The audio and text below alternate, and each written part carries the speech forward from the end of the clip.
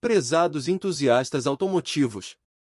Subitamente, uma indesejável trinca no para-brisa surge, sendo a causa mais provável o impacto de uma pedrinha que colidiu com o vidro, originando uma pequena marca.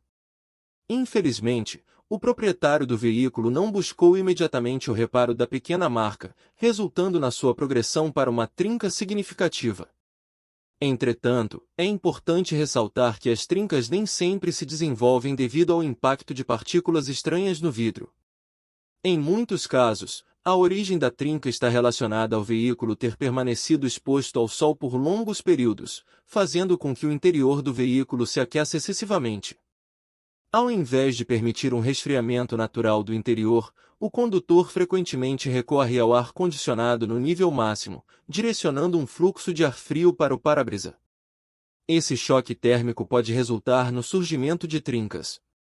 É crucial enfatizar que a manutenção adequada do para-brisa, incluindo o reparo imediato de pequenas marcas, é essencial para prevenir a progressão dessas marcas para trincas maiores. Além disso, práticas apropriadas de resfriamento do interior do veículo, como ventilar os vidros, são recomendadas para evitar a ocorrência de trincas devido a choques térmicos.